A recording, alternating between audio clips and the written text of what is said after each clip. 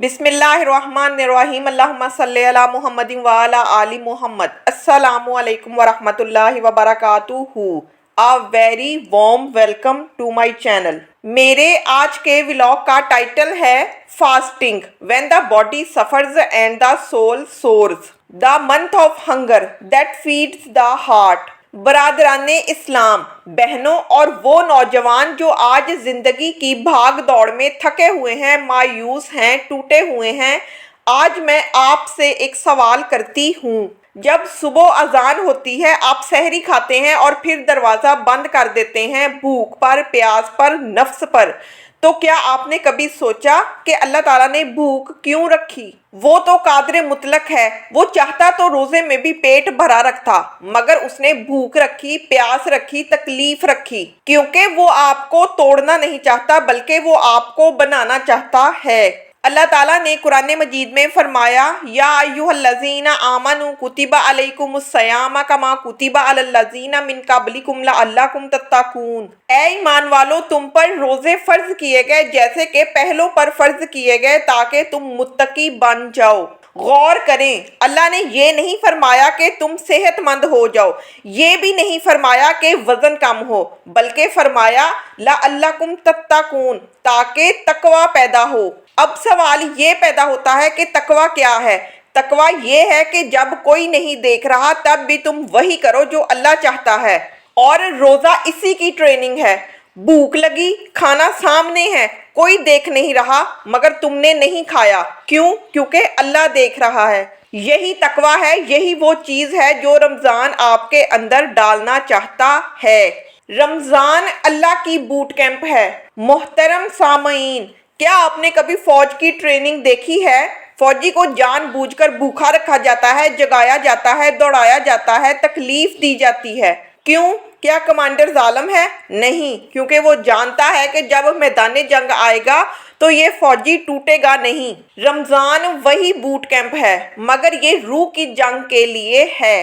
نبی کریم صلی اللہ علیہ وآلہ وسلم نے فرمایا، روزہ ڈھال ہے۔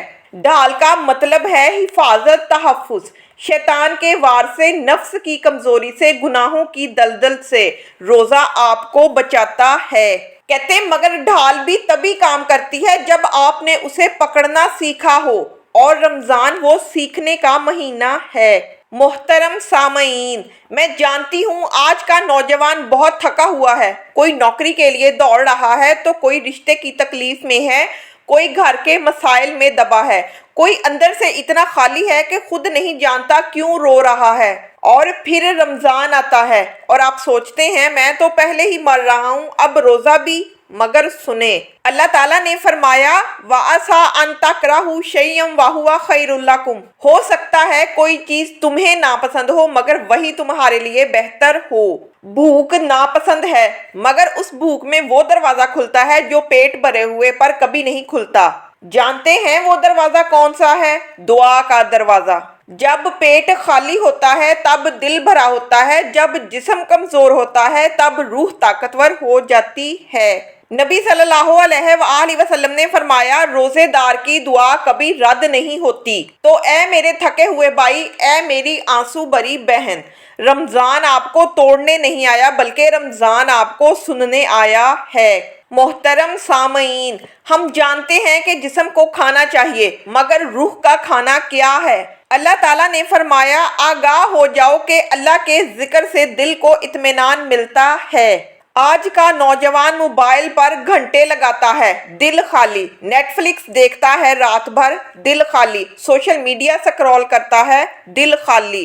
کیوں؟ کیونکہ روح کی بھوک روح کے کھانے سے مٹتی ہے۔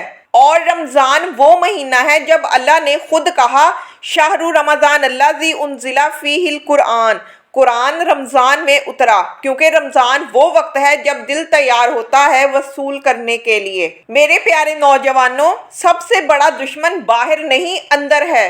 اللہ ताला ने फरमाया, बेशक नफ्स बुराई की तरफ बहुत उकसाता है। नफ्स कहता है यार एक दिन में क्या फर्क पड़ता है।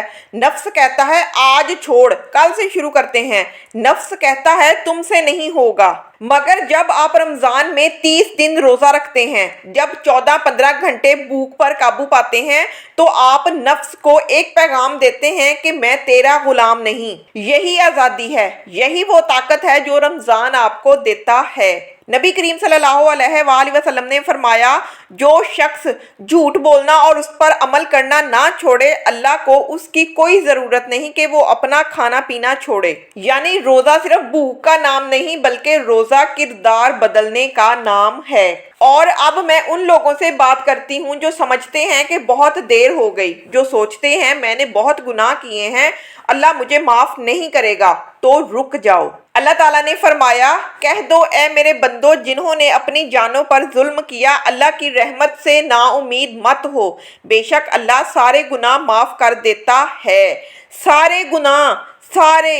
अल्लाह ने ये नहीं फरमाया कुछ गुनाह, अल्लाह ने फरमाया तमाम गुनाह। और रमज़ान वो महीना है जब अल्लाह खुद पुकारता है। नबी सल्लल्लाहु अलैहि वसल्लम ने फरमाया, रमज़ान की पहली रात से आखिरी रात तक अल्लाह ताला हर रात ऐलान करता है कोई मांगने वाला मैं दूंगा, है कोई तौबा करने वाला मैं माफ़ करूंगा।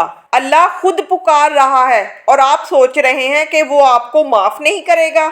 ऐ मेरे प्यारे भाइयों और बहनों, आज इस बयान को सुनने के बाद अगर आपके दिल में ज़रा सी भी तड़प है, अगर आंखों में एक आंसू भी है, तो जान लें कि ये अल्लाह की तरफ से बुलावा है, क्योंकि तौबा की तौफीक भी अल्लाह ही देता है। आज रमज़ान के इस महीने को वो दिन बना लें जिसके बाद आपकी ज़िंदगी बदल जाए। आपको कोई बड़ा काम नहीं करना, बस ये कहना है या अल्लाह मैं वापस आ गया। और अल्लाह का वादा है, जब मेरे बंदे मेरे बारे में पूछे तो मैं करीब हूँ, पुकारने वाले की पुकार कबूल करता हूँ जब वो मुझे पुकारे। और बयान के आखिर में अल्लाह ताला से दुआ करते हैं कि या अल्लाह हम गुनहगार ज़रूर हैं मगर तेरी रहमत से ना उम्मीद नहीं, हम कमज़ोर ज़रूर हैं मगर तेरे दर पर खड़े हैं। या अल्लाह इस रमज़ान को हमारी ज़िंदगी का मोड़ बना दे, हमारे दिलों की भूख मिटा दे, हमारी रूहों को सैराब कर दे, हमारे गुनाहों को माफ़ फरमा दे, हमारे नौजवानों को हिदायत दे,